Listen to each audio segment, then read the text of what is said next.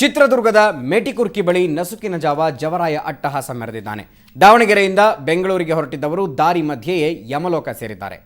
SPR ಖಾಸಗಿ ಸಂಸ್ಥೆಗೆ ಸೇರಿದ್ದ ಬಸ್ಗೆ ಆಕಸ್ಮಿಕವಾಗಿ ಬೆಂಕಿ ತಗುಲಿ 6 ಮಂದಿ ಸ್ಥಳದಲ್ಲೇ ಸಜೀವ ದಹನವಾಗಿದ್ದಾರೆ. ಕಳೆದ ರಾತ್ರಿ ದಾವಣಗೆರೆಯಿಂದ 29 ಪ್ರಯಾಣಿಕರನ್ನು ಹೊತ್ತು ಬೆಂಗಳೂರು ಕಡೆ ಹೊರಟಿದ್ದ ಖಾಸಗಿ ಬಸ್ ಹಿರಿಯೂರಿನ ಮೇಟಿಕುರ್ಕಿ ಬಳಿ ಚಾಲಕನ ನಿಯಂತ್ರಣ ತಪ್ಪಿ ಪಲ್ಟಿಯಾಗಿದೆ. ಪಲ್ಟಿಯಾದ ರಭಸಕ್ಕೆ ಬಸ್ ಹೊತ್ತಿ ಹೊಡೆದಿದೆ. ಇನ್ನು ಘಟನೆಯಲ್ಲಿ 15ಕ್ಕೂ ಹೆಚ್ಚು ಮಂದಿಗೆ ಗಾಯಗಳಾಗಿವೆ. 5 ಮಂದಿಯ ಸ್ಥಿತಿ ಗಂಭೀರವಾಗಿದ್ದು ಗಾಯಾಳುಗಳನ್ನು ಜಿಲ್ಲಾಸ್ಪತ್ರೆಗೆ ದಾಖಲಿಸಲಾಗಿದೆ. ಘಟನೆಯ ಬಳಿಕ ಪರಾರಿಯಾಗಿದ್ದ ಬಸ್ನ ಚಾಲಕ ಫಿರೋಜ್ನನ್ನ ಪೊಲೀಸರು ಬಂಧಿಸಿ ವಿಚಾರಣೆ ನಡೆಸ್ತಾ ಇದ್ದಾರೆ. ಮೃತಪಟ್ಟವರ ಗುರುತು ಪತ್ತೆಯಾಗದ ಹಿನ್ನೆಲೆಯಲ್ಲಿ ಮೃತದೇಹವನ್ನು ಬೆಂಗಳೂರಿಗೆ ರವಾನಿಸಲಾಗುತ್ತಿದ್ದು ಡಿಎನ್ಎ ಪರೀಕ್ಷೆಯ ನಂತರವೇ ಸಾವನ್ನಪ್ಪಿದವರು ಯಾರು ಎಂಬುದು ಗೊತ್ತಾಗಲಿದೆ. ಪ್ರಯಾಣಿಕರು ಬಸ್ ಪಲ್ಟಿಯಾಗಲು ಚಾಲಕನ ನಿರ್ಲಕ್ಷ್ಯ ಹಾಗೂ ಅತಿಯಾದ ವೇಗವೇ ಕಾರಣ ಎಂದು ಶಂಕಿಸಲಾಗಿದೆ. ಬಸ್ ಅಶೋಕ ಲೇಲ್ಯಾಂಡ್ ಕಂಪನಿಗೆ ಸೇರಿದ್ದು ಎನ್ನಲಾಗುತ್ತಾ ಇದೆ.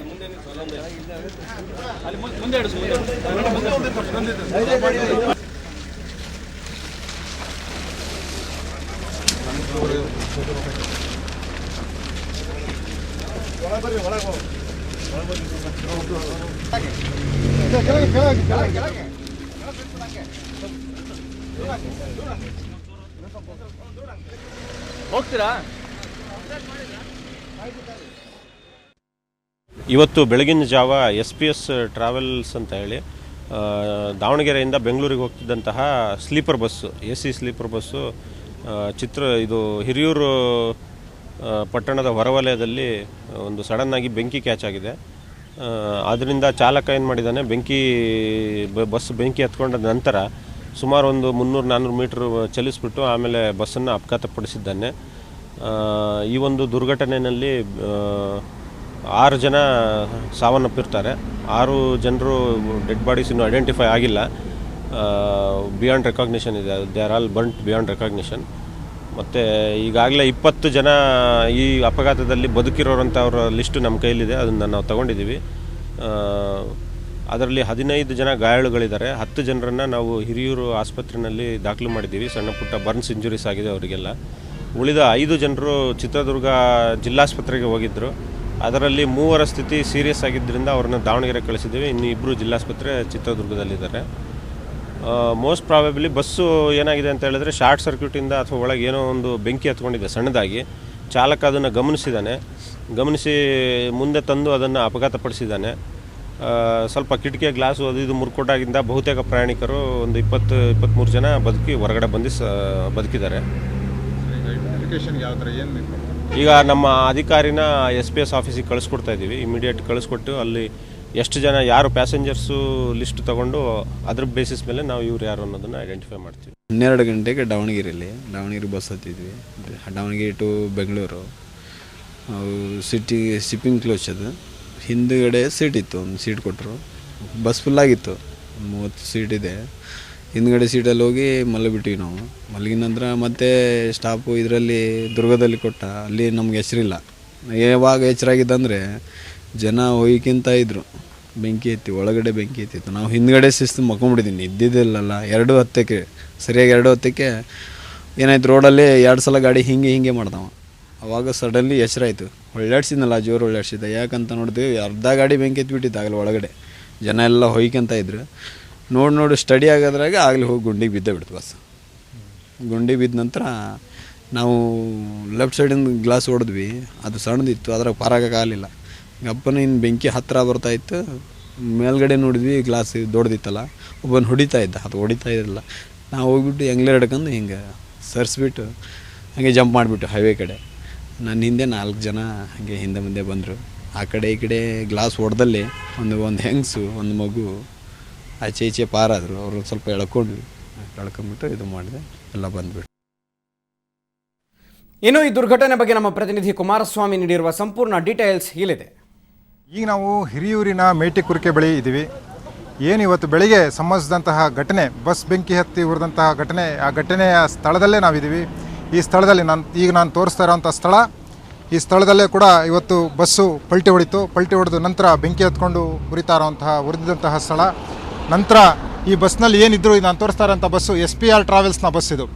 ಈ ಬಸ್ನಲ್ಲಿ ಸುಮಾರು 29 ಜನರು ಇವತ್ತು ಪ್ರಯಾಣ ಮಾಡ್ತಾಯಿದ್ರು, ನಿನ್ನೆ ರಾತ್ರಿ ಪ್ರಯಾಣ ಮಾಡ್ತಾಯಿದ್ರು. ಆ ಪ್ರಯಾಣ ಮಾಡ್ತಾಯಿದ್ದಂಥ ಸಂದರ್ಭದಲ್ಲಿ ಸುಮಾರು 2 ಗಂಟೆಯ ಸಂದರ್ಭದಲ್ಲಿ ಇವತ್ತು ಬೆಂಕಿ ಹತ್ಕೊಂಡು ಉರಿದಿದೆ. ಆ ಬೆಂಕಿ ಹತ್ಕೊಂಡು ಉರಿದಂಥ ಸಂದರ್ಭದಲ್ಲಿ ಸುಮಾರು 6 ಜನರು ಪ್ರಯಾಣಿಕರು ಇವತ್ತು ಸಜೀವ ದಹನಗೊಂಡಿದ್ದಾರೆ. ಉಳಿದಂತೆ 15 ಜನರು ಗಾಯಗೊಂಡಿದ್ದಾರೆ. ಆ 15 ಜನರು ಗಾಯಗೊಂಡಂಥ ಗಾಯಾಳುಗಳನ್ನು ಹಿರಿಯೂರಿನ ಆಸ್ಪತ್ರೆಯಲ್ಲಿ, ಕೆಲವರನ್ನ ದಾವಣಗೆರೆ ಆಸ್ಪತ್ರೆ ಮತ್ತು ಚಿತ್ರದುರ್ಗ ಈ 3 ಆಸ್ಪತ್ರೆಗಳಲ್ಲಿ ದಾಖಲು ಮಾಡಿ ಅವರಿಗೆ ಚಿಕಿತ್ಸೆಯನ್ನು ಕೊಡಲಾಗ್ತಿದೆ. ಹಾಗಾಗಿ SPR ಟ್ರಾವೆಲ್ಸ್ನ ದಾವಣಗೆರೆಯಿಂದ ಬೆಂಗಳೂರಿಗೆ ಹೊರಟಂತಹ ಬಸ್ಸು ಈ ದುರಂತಕ್ಕೆ ಈಡಾಗಿದೆ. ಪೊಲೀಸ್ನವರು ಕೂಡ ಏನು ಒಂದು ಶವಗಳ ಐಡೆಂಟಿಫಿಕೇಷನ್ ಮಾಡೋದರಲ್ಲಿ ಮಗ್ನರಾಗಿದ್ದಾರೆ ಅಂತ ಹೇಳ್ಬೋದು. ಅಶೋಕ ಲೈಲ್ಯಾಂಡ್ಗೆ ಸೇರಿದಂತಹ ಈ ಕಂಪನಿಗೆ ಸೇರಿದಂತಹ ಈ ಬಸ್ಸು KA01C7353 ಅಂದರೆ ಬೆಂಗಳೂರಿನಲ್ಲಿ ರಿಜಿಸ್ಟ್ರೇಷನ್ ಆಗಿರುವಂತಹ ಬಸ್ಸು. ಈ ಒಂದು ಬಸ್ಸಿಗೆ ಪ್ರಮುಖ ಕಾರಣ ಅಂತ ಹೇಳಿದ್ರೆ ಇವತ್ತು ಬೆಂಕಿ ಹತ್ತು ಉರಿದಂಥ ಸಂದರ್ಭದಲ್ಲಿ ಜನರು ಏನು ಪ್ರಯಾಣಿಕರು ಸುಮಾರು 29 ಜನರಿದ್ದರು. ಆ ಪ್ರಯಾಣಿಕರು ಹೊರಬರಲಿಕ್ಕೆ ಸಾಧ್ಯ ಆಗ್ತಾ ಇಲ್ಲ, ಯಾಕೆಂದರೆ ಎಕ್ಸಿಸ್ಟ್ ಡೋರ್ ಕೂಡ ಇಲ್ಲ. ಈ ಎಕ್ಸಿಸ್ಟ್ ಡೋರ್ ಇದ್ದರೆ ಅಟ್ಲೀಸ್ಟ್ ಜನರು ಹೊರಗಡೆ ಬರುವಂತಹ ಒಂದು ಕೆಲಸ ಆಗ್ತಾಯಿತ್ತು.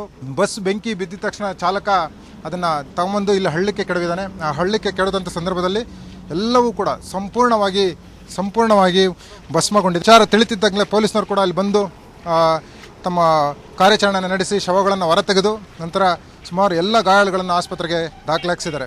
ಮುಂಭಾಗ ಕೂಡ ಏನೂ ಉಳಿದಿಲ್ಲ, ಅಂದರೆ ಕೆಲವು ಒಂದು ಇದನ್ನು ಕಾಣಿಸ್ತದೆ, ಒಳಗಡೆ ಸಂಪೂರ್ಣವಾಗಿ ಅವಶೇಷಗಳು ಮಾತ್ರ ಕಾಣ್ತದೆ. ಬಸ್ಗೆ ಬೆಂಕಿ ಹತ್ತೋಕ್ಕೂ ಕೂಡ ಒಂದು ಪ್ರಮುಖ ಕಾರಣ ಕೂಡ ನಮಗೀಗ ತಿಳಿದು ಬರ್ತಾ ಇದೆ. ಏನು ಅಂತ ಹೇಳಿದ್ರೆ ಇಲ್ಲಿನ ಬಸ್ ಒಳಗಡೆ ಇರುವಂತಹ ಒಂದು ಆ ಬೀಡಿ ಕಟ್ಟುಗಳನ್ನು ನೀವು ನೋಡ್ಬೋದು.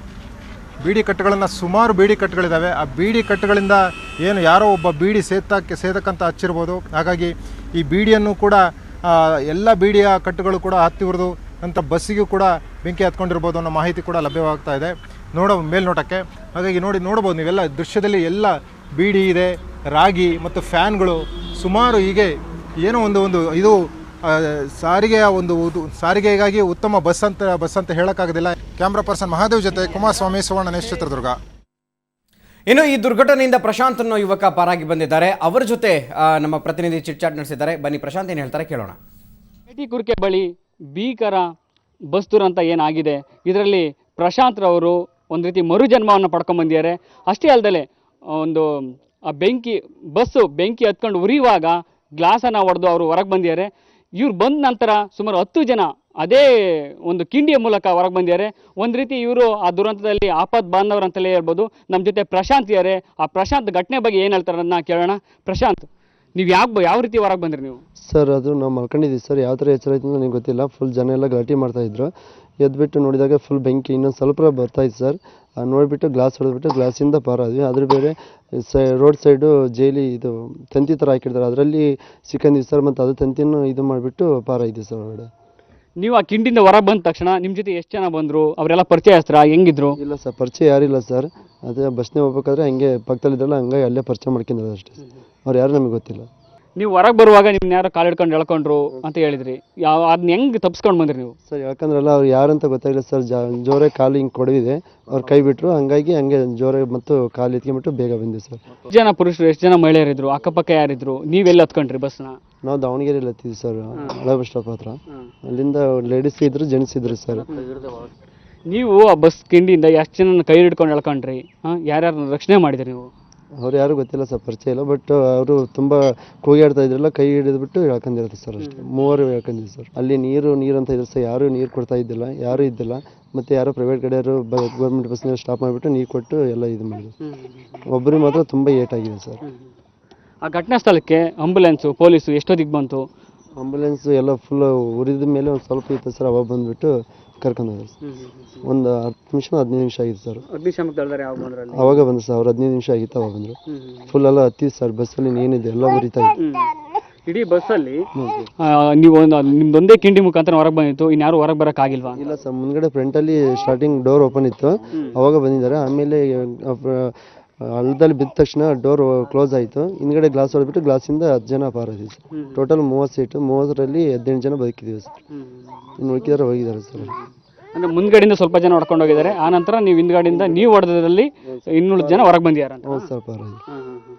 ಅವರು ದಾವಣಗೆರೆ ದಾವಣಗೆರೆ ಸರ್. ಎಲ್ಲ ಪ್ರಾಪರ್ ದಾವಣಗೆರೆ. ಎಲ್ಲೆಲ್ಲ ಹತ್ಕೊಂಡ್ರು? ಏನು ಎಲ್ಲ ದಾವಣಗೆರೆ ಸರ್. ಎಲ್ಲಿಲ್ಲ, ನಾನ್ ಸ್ಟಾಪ್ ಅಂತ ಹೇಳಿದ್ರು.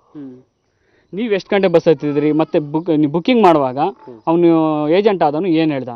ಏನಿಲ್ಲ ಸರ್, ಎಲ್ಲಿ ಹೋಗ್ತಂದು ಕೇಳಿದ್ವಿ. ಹಿಂಗೆ ಬೆಂಗಳೂರು ಹೋಗ್ತಂದೆ. ಎಷ್ಟು ಗಂಟೆ ಹೋಗ್ತಂದೆ? 4:15 5 ಗಂಟೆ ಹೋಗುತ್ತೆ ಅಂದರು. ಹಂಗಾಗಿ ಹಂಗೆ ಬುಕ್ಕಿಂಗ್ ಏನಿಲ್ಲ ಸರ್, ಹಂಗೆ ಸ್ಲಿಪ್ ಕೊಡ್ತಾರೆ ಅಷ್ಟೇ, ಗಾಡಿ ನಂಬರ್ಸ್ ಅದಷ್ಟೇ. ನೀವು ಇದುವರೆಗೂ ಅಂಥ ಬಸ್ಸಲ್ಲಿ ಎಷ್ಟು ಸಲ ಹೋಗಿದ್ದೀರಾ? ಎಷ್ಟು ಗಂಟೆ ರೀಚ್ ಆಗ್ತಿದ್ರಿ? ಪ್ರೈವೇಟ್ ಗಾಡಿಯಲ್ಲಿ ಕಡಿಮೆ ಸರ್, ಇದು ಗೌರ್ಮೆಂಟ್ ಹೋಗ್ತಾಯಿದೆ. ಇವತ್ತೇನೋ ಗೌರ್ಮೆಂಟ್ ಬೇಡ ಅಂದ್ಬಿಟ್ಟು ಪ್ರೈವೇಟಲ್ಲಿ ಹೋಗ್ತಾಯಿದೆ ಸರ್, ಈ ಥರ ಆಯಿತು. ಅಂದರೆ ಇದು ಪ್ರಶಾಂತ್ ಅವರ ಮಾತು. ಪ್ರಶಾಂತ್ ಒಂದು ರೀತಿ ಆಪತ್ ಬಾಂಧವ ಅಂತಲೇ ಹೇಳ್ಬೋದು. ಅಂದರೆ ಇವರು ಮರುಜನ್ಮವನ್ನು ಪಡ್ಕೊಂಡು ಇನ್ನೂ 10 ಜನಕ್ಕೆ ಒಂದು ರೀತಿ ಜೀವ ಉಳಿಯೋದಕ್ಕೆ ಕಾರಣರಾಗಿದ್ದಾರೆ. ದಾವಣಗೆರೆಯಿಂದ ಕ್ಯಾಮ್ರಾಮನ್ ಶಿವಕುಮಾರ್ ಜೊತೆ ವರದರಾಜ್, ಸುವರ್ಣ ನ್ಯೂಸ್ 24/7. ಸುದ್ದಿ ಮುಂದುವರಿಯುತ್ತೆ ಬ್ರೇಕ್ನ ನಂತರ.